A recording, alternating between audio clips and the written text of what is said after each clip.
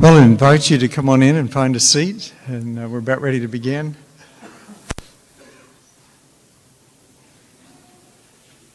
Well, for those of you who have been here for a little while, you know tonight was Simple Supper, and thanks to Nathan Green and his crew for having lasagna ready tonight. And the next one will be the first Wednesday night in December.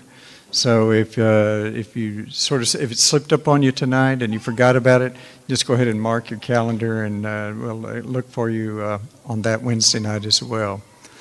For those of you who are online, by the way, thank you for joining us again. It's really look forward to Wednesday night. This is kind of family now. Everybody's sort of in their pews and kind of know where to see you. And for those of you who are online, I know some of you are with us right now. Some of you will maybe tune in later. But we want you to know that you're very much a part of what's happening in the middle of the week. So glad we're all here. And on a warm night, or on a cold night, at least it's warmer in here. So thanks for coming. On Great Commission Sunday, if you were here, you remember Richard Duke talked a little bit about Zambia and the North Reach project that went on for a long time before it switched to the western side of the country. Well, about 20 years ago, I had an opportunity to go with him and spend a part of a summer working. In fact, Allison, my daughter, went with us that summer, and we worked out of a central campsite. Everything was set up there. He came back there at night, ate dinner there, but the day was spent going out into the bush. Medical clinics that were set up, teaching huts sort of thing, where there was an opportunity to spend the day and then come back in. Usually there was an advance team that would go out early to get everything ready, and one morning one of the drivers said, "Well, would you like to go with me?" I thought, well, sure. It's an hour early, but it would be a good opportunity to see part of the country that he knew. So he pulled off the main road and started back in the bush on a dirt road that kept going and kept going and kept going. And it would cross paths, and it would cross what we would call pig trails, just footpaths. Sometimes there would be a road big enough maybe for a vehicle, but it went on. And after a while, I thought, I have no idea where we are. And I just said to him, I said, how do you know where we're going? How do you know which road to take? And he just laughed at me and he said, no worry. A road in the bush always leads to someone. And I thought, well, in that sort of folksy wisdom way, there's a lot sort of packed in that statement. And unless we live in a vacuum, it really doesn't matter what road we're on, it eventually leads us to someone.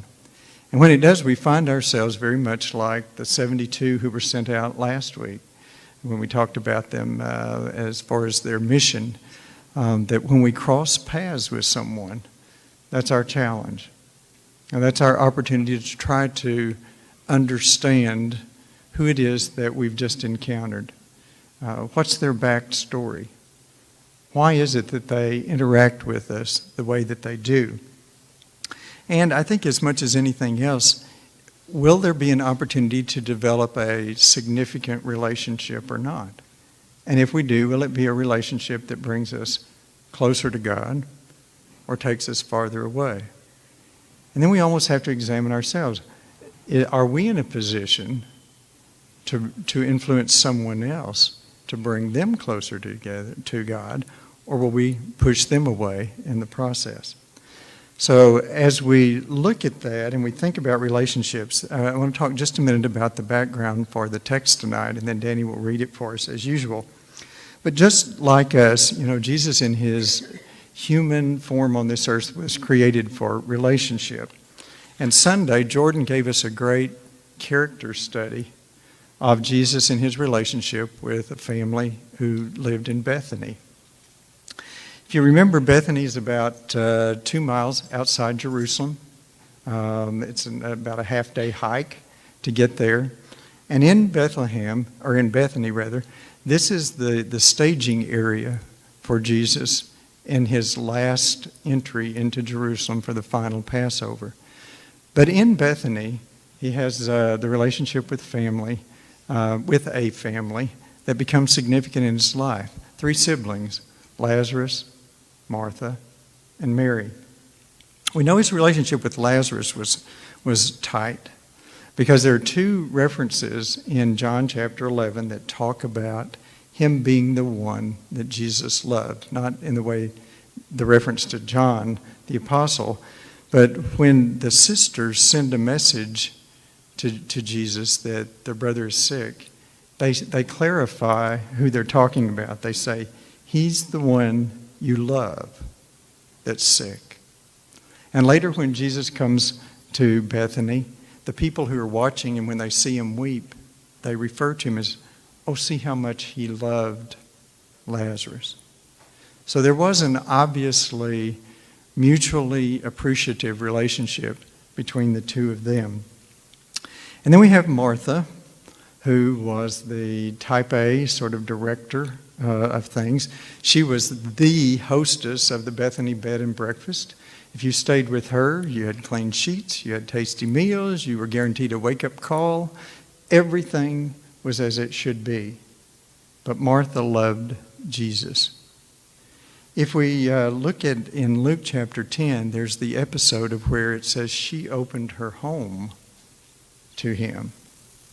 And it's also the encounter where she gets very frustrated with her sister for not doing her part to really offer hospitality like she thought it should be. And it's when Jesus calls her out gently. And he says, Martha, Martha, you worry about too many things. And yet she loved him. There was this exchange of appreciation between the two of them. And we see it come out in the text tonight. And then the third sibling, there's Mary, who's the alter ego for Martha. She's the type B. She's the socializer. She's the demonstrative one, the emotional one. For her, details are inconsequential, and they really don't matter. But we know how much she loves him because she's described as the one who anoints him with the expensive perfume and then wipes his feet with her hair. They send the message, Jesus is sick. Now I want to take just a minute and I'm going to step into my imagination. I want to make that real clear right now. But if Lazarus and Jesus were that close, I've wondered what it is in Lazarus' mind when he's sick and Jesus doesn't come. What sort of impact would that have if one of your closest friends didn't respond? I'm going to step out here and I'm going to say that I think that he may have said in his head, in his heart, it may have taken him a minute to get there, but he said, I know my friend Jesus. And he's going to do what's in my best interest.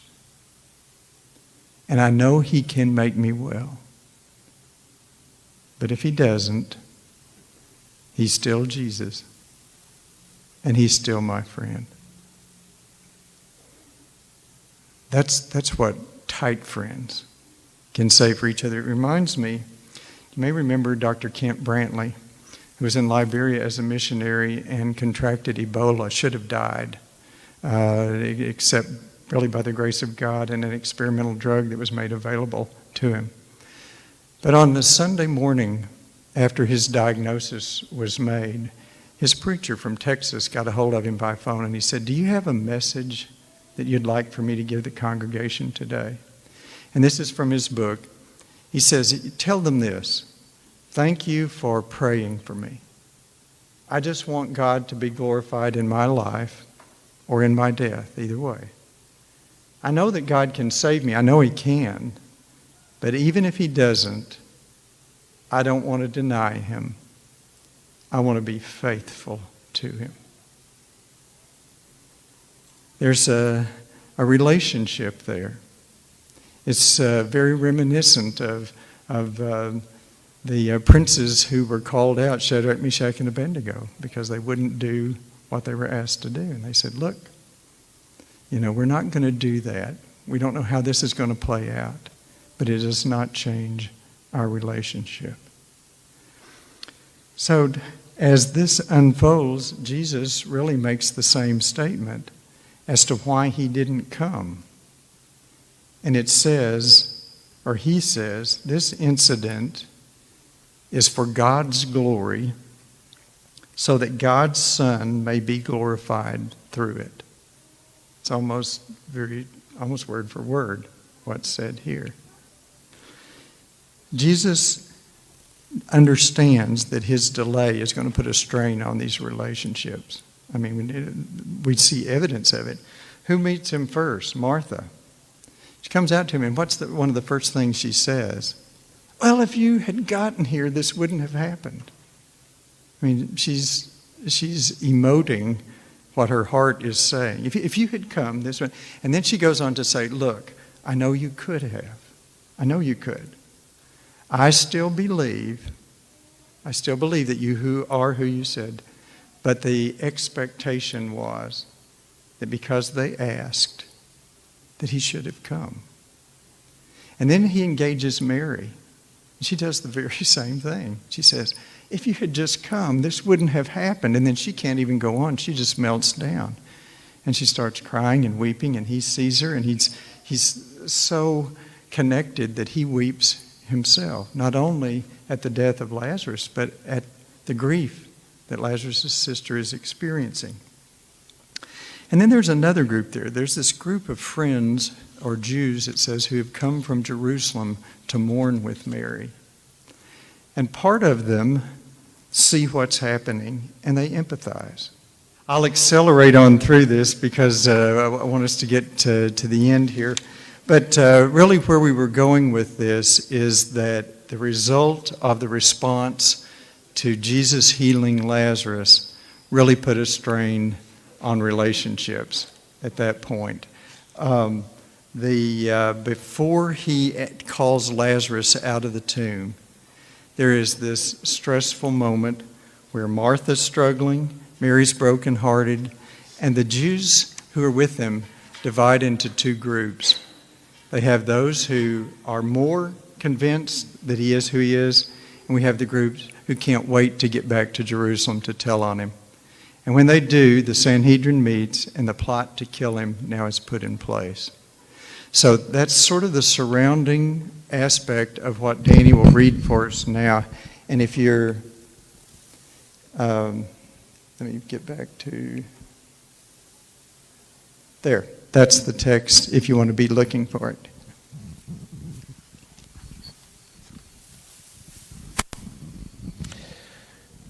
John chapter 11, beginning in verse 38.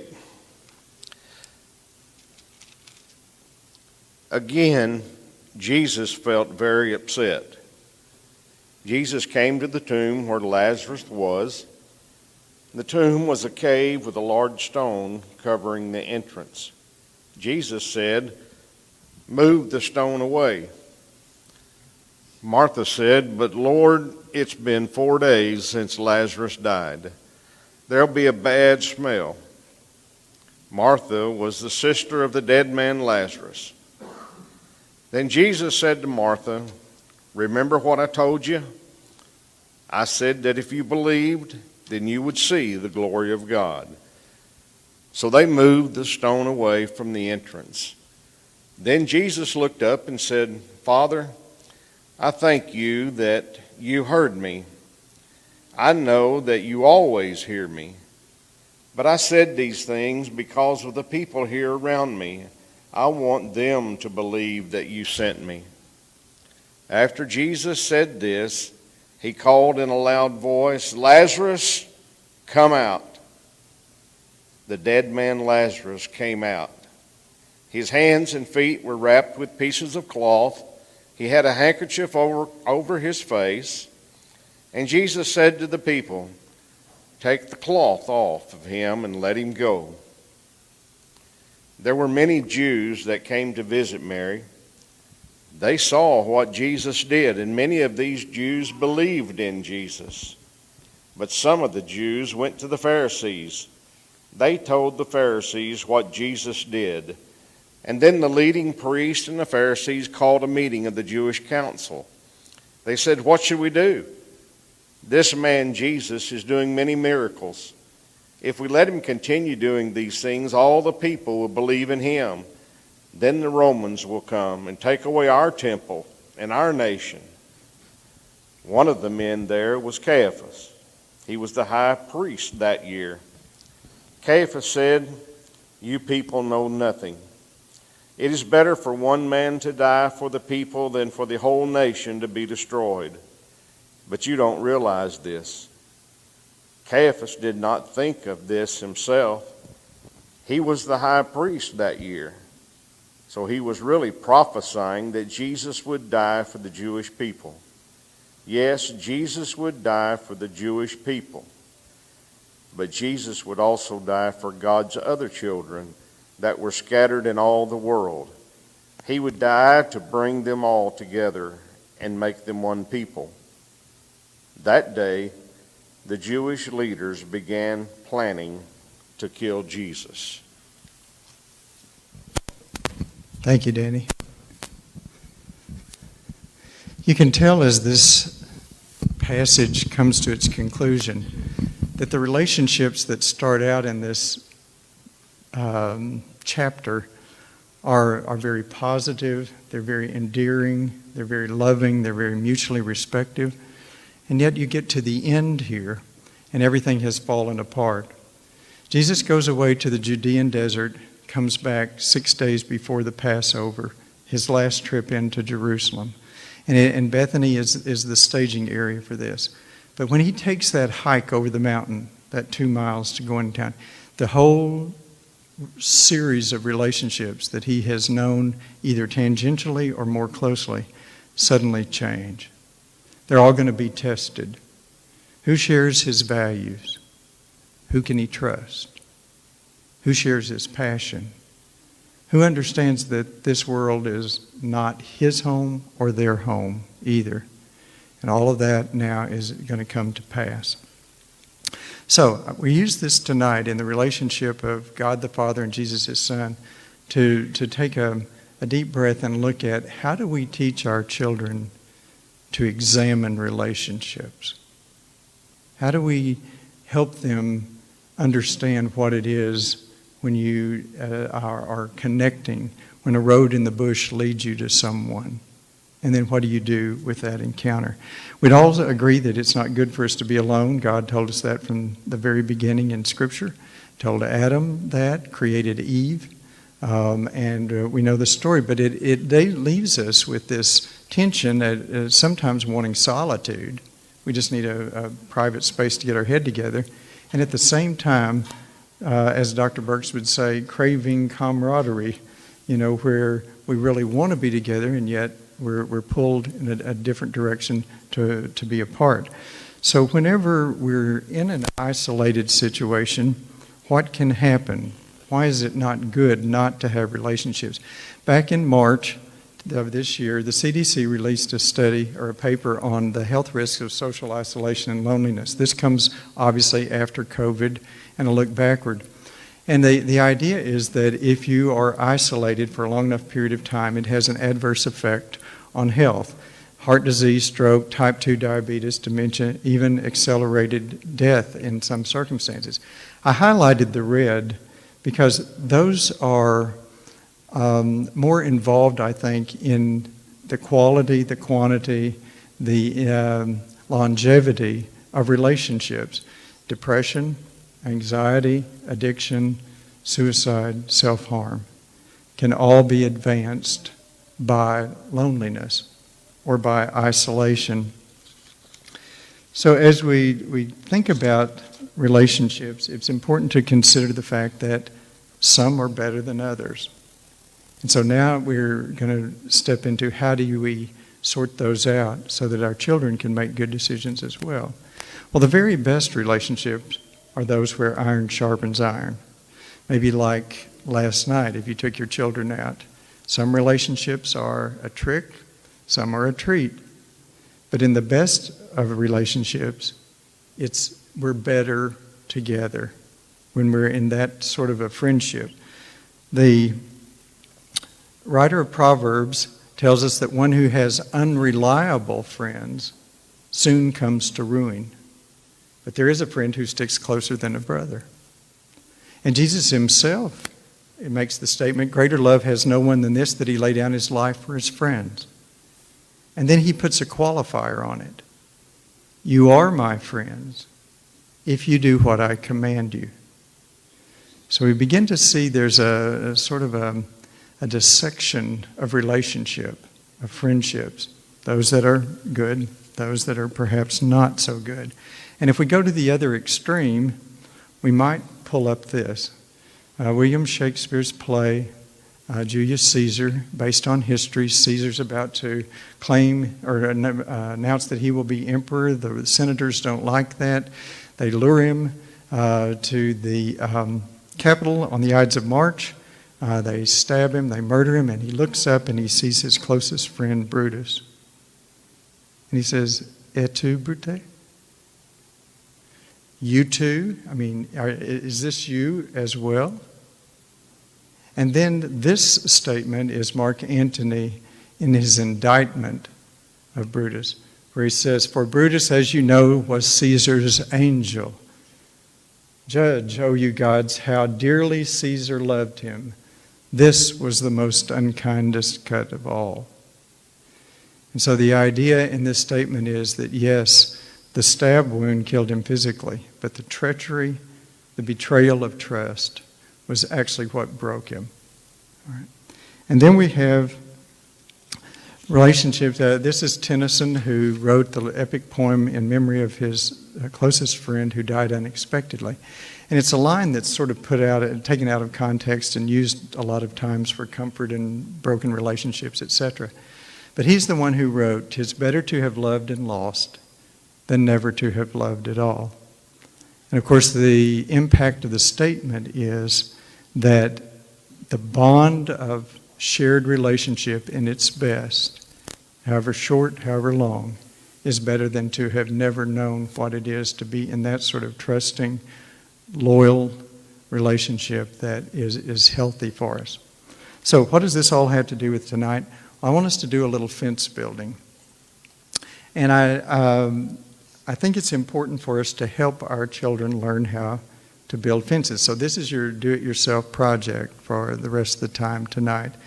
And we have to understand fences.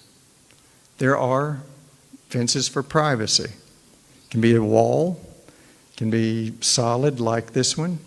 If you're inside the fence, you can't see out. If you're outside the fence, you can't see in. Okay. It really creates an artificial world, because if you're inside a fence that's private like that, you just make the world what you want it to be. You plant the flowers, you plant the trees, you cut the yard, you do whatever you want to do with it, but you create the world. Okay? But then there's another kind of fence, and it's a protective fence. Could be from rails, could be from wire. The difference on this fence is if you're on the inside, you can see out. If you're on the outside, you can see in. The initial fence that we put our children in is the privacy fence. We create the world for them as they're trying to learn how to navigate. But the real challenge is, how do we move them from a privacy fence to a protective fence? And the real goal there is to make sure that it doesn't look greener outside the fence. Okay? So let me see if I can develop this a little bit more. The whole idea of a protective fence is what are we trying to protect? And so really we are after, in our children, we're trying to protect their heart, their soul, their mind, and their strength. That's the essence of who they are. And we'd like to protect them as well as we can. There's really a parallel to that, isn't there? Because isn't that the way Jesus had an opportunity to grow up before he launched out? Was heart, soul, strength, and mind, favor with God, favor with man, wisdom and stature, same sorts of parallels here. So how do you build a fence around these elements of your children's lives? Well, the first thing you have to do is set the posts. They can be metal. You can drive them in the ground. Those of you who build fence. They can be cedar posts. That's what we grew up with. Cut the trees, cut the posts, sharpen them and drive them, or dig the holes. And if you put them in the hole, then you have to put the rocks in around them, and then use the bar and you tamp them. You try to make them straight. You try to make them solid. And what you're doing with that is you're creating the perimeter around the important part of your child's life that you're trying to protect. And those posts are essentially the absolutes that we try to teach. God is the creator of all. Jesus is his son. He died. He was resurrected. He's created the way for us to come to him. We have a post that would say eternity is real, that we choose the destination, that our choices determine where we're going to be. We have a post that would say whatever is right, and what is right is what God says is right. And so as we go around, we set the posts. And then you string the wire. I'm going to use barbed wire tonight. I like that as an illustration. It marks a boundary, but it also connects the posts. And what we're trying to do on this is to create the separation between what should stay on the outside and what should be on the inside. I have a story to share here. Growing up, we spent about every weekend at what we call the farm. My dad bought out his siblings, and it was only about 240 acres, but it had a perimeter fence because he raised cattle, which meant that when the fence went down and the cows got out, that was a problem, particularly with the neighbors. So we spent all our time repairing or building fence. One morning he says to my brother and myself, he said, go build that fence. It's down, and put it back. Took us about a half day, pretty proud of it. Came back and he looked at it and he said, which side of the post did you put the wire on? I thought, does that really matter? I mean, I fenced the cows in. I put it on the inside of the post. He said, that's not what I'm interested in. You put the wire on the side of the post that's going to get the most pressure against it. I want to keep predators, rustlers, whatever else, I want to keep them out. The cows will stay in. You put the wire on the other side of the fence. Well, that was an insightful, folksy piece of wisdom I learned that day in a half day's work that didn't amount to anything, really. We got done with it. But it was a lesson that it does make a difference in how you create the fence as far as being able to prevent intrusion of things that you really don't want your children to have to entertain and deal with. So the wire is a separation, and what is it separating? Well, if we look in Galatians chapter 5, about verse 19, we get this long list of things that describe Satan's world. Sexual immorality, impurity, debauchery, idolatry, witchcraft, hatred, discord, jealousy, fits of rage, selfish ambition, dissension, factions, envy, drunkenness, orgies, and the like. Now the list could go on, and you could add to that. But I think if we follow just that list from Scripture, that stuff needs to stay on the outside of the fence. Okay? The question is, what goes on the inside? Now, we were going to whiteboard this, but due to the fire alarm here, I'll just skip this and go on. If you drop down just a little bit farther, just a few verses down, you come to this, the fruits of the Spirit. So look at the contrast. What's on the inside of the fence? What's on the outside of the fence?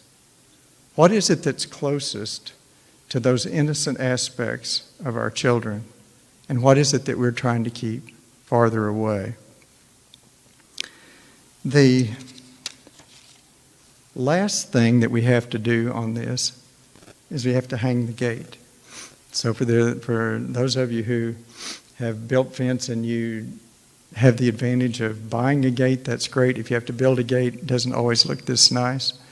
But Jesus himself says in John 10 that he is what? The gate. And so, isn't it a great idea if the way into the inside part of this fence is really through Jesus? That if he's the filter that allows in and out those influences that affect our children, and we help them when we hang the gate because it swings on hinges. And that's who we are. Parents, grandparents, teachers, coaches, we are what make it easier for the gate to move. Rusty hinges don't move very well. So the relationship with our children, if it's not what it needs to be, it's a lot more resistance, a lot tougher to move that gate open or closed when the time comes. So who gets to come inside the friendship fence? Who do we let in here? For that matter, who do we let in to our own fences? Who gets to come in? Well, the gate can swing either way, but it slams shut, should, for our kids, if gossipers, backbiters, cancelers, immodest, sexually promiscuous folks are trying to get inside the fence, we need to close the gate.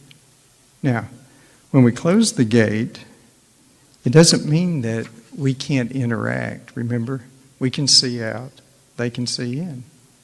So we have a conversation over the fence. Okay? And that works a little differently. Maybe you're on a ball team and the after-game parties are not great. Still play on the team, still practice together, but when it's over, we go our separate ways. Maybe you work in an office where the work ethic is not great, or ethical principles are pretty much ignored. You still go to your job, still do your job, still sit down, but you're talking over the fence. Okay, if you follow what I'm trying to say here.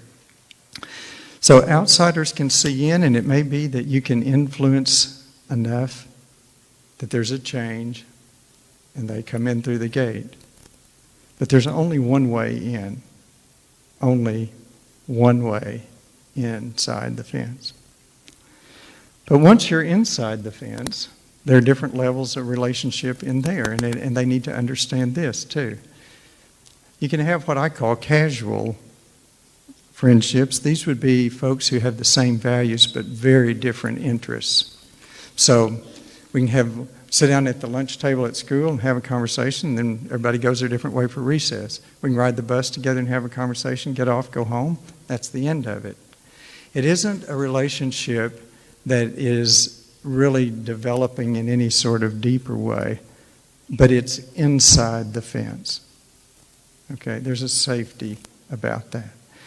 And then there are those relationships inside the fence that I would call cooperative. Maybe we would use partnership as another term for this. Same values, similar approach to responsibility. These are the people that you like to work with in small groups. They get the big picture. They don't dump on you. They share the responsibility. They get the work done. And when the project is over, had a good time working on it, but everybody goes their separate way until there's another project to share and you come back together. Mutual respect, good interaction, but not necessarily a relationship that you've invested a lot of time to develop. Then there's the committed relationship. This is the next level here. Same values, same interests, but a level of loyalty that's not there in the first two. The bonds are forged. There's kind of this natural energy when you're together. You enjoy being together. And as you can see, a casual relationship can become cooperative, can become committed. But it's out of committed relationships that this comes up. Okay? So we're talking about who are we dating and when are we dating. So again, we would have whiteboarded this, but we don't have enough time to do this. How old are your children supposed to be when they start dating? Okay, so you're running that in your head right now. You're deciding, and we hear all the funny things about, boys date at certain, and girls will date when they're 50 or 60 or whatever it is. But it's that decision that probably is easier made if you tie it to an age, but may not be the best way to do it. It really, I think, it should be, for us to think about at least, maturity driven. And these are the questions that you would have to talk about. Can you take care of another person's heart? Okay. And we're not dating at this point to get married. But still, the question needs to be out there on the table. If you're going to spend time with this person, can you take care of their heart? And then if it goes on for a while, next question would be, can you manage this relationship knowing that this other person may be someone else's wife or husband or mom or dad? Can you manage that? Can you do that? And then third question would be, if it's a relationship that kind of goes south, are you in a position to understand how this works enough to open the gate and let them leave?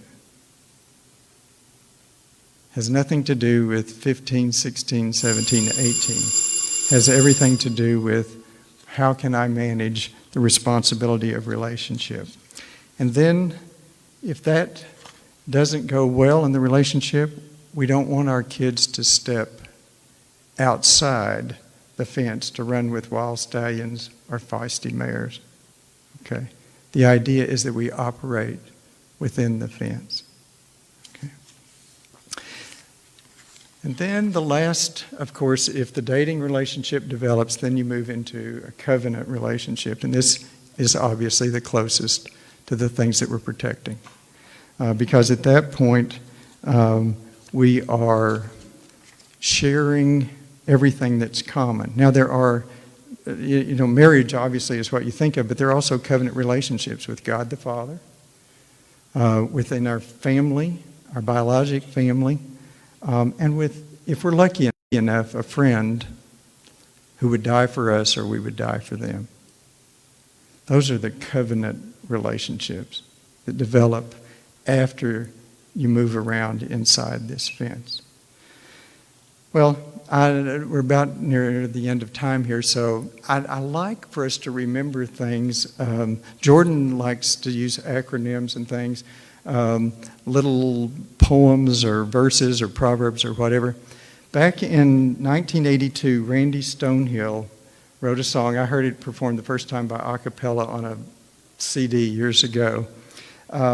It has a calypso beat to it, but it is not Caribbean.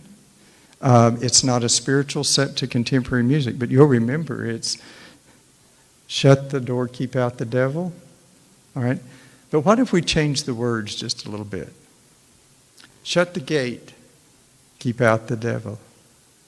Shut the gate, keep the devil in the light. Shut the gate, keep out the devil. Know your friends, so everything is all right. Oh, Satan, he's an evil charmer. He's hungry for a soul to hurt. But without a fence or armor, he will eat you for dessert. Shut the gate, keep out the devil.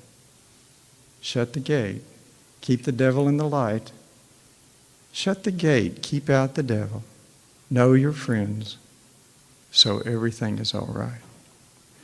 And so if we teach our children that their hearts, souls, minds, and strengths are vulnerable, and that building a friendship fence is not about privacy, it's about protection, that Jesus is the only gate in, and that inside all friendships are not the same, then I think we will have taught them well how to understand how relationships might go. And to close, 6 years old is not too early to begin setting posts and stringing wire. So, in spite of all of the interruption tonight with the fire drill, etc., if you've got thoughts or you thought, man, this was so jumbled up, I couldn't follow this, shoot me an email. The address is up there. Those of you online, we would welcome that as well. And we'll look forward to seeing you next week. Thanks for being here.